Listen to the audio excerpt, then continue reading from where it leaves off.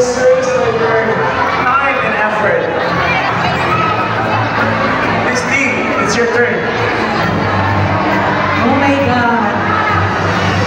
Athletes, nandiyan pa ba kayo? Kaway-kaway na?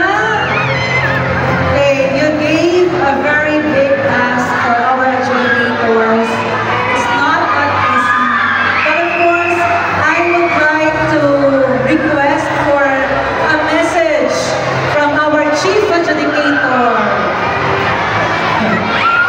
Wala po itong ito po ay OTS.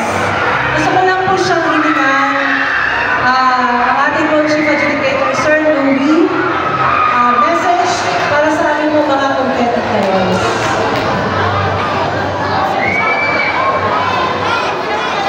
Good afternoon everyone, to all the competitors of Calabarzon.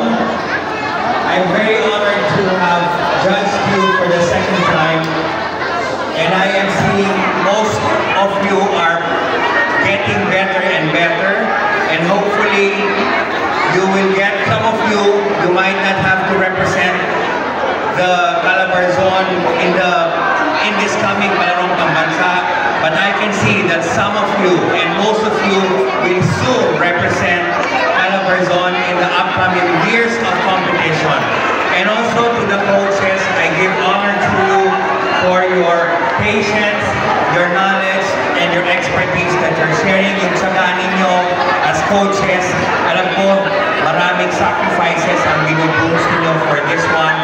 But I give honor to all of you at sa mga DSO po ma'am na nagre-represent sa inyo, sumusuporta sa inyo.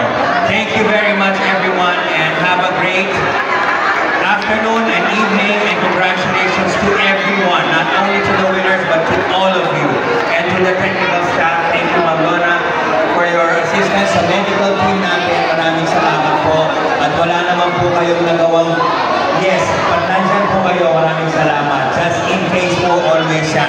And to Santa Lucia mo, thank you for supporting dance sport. See you all in our Raam 2026.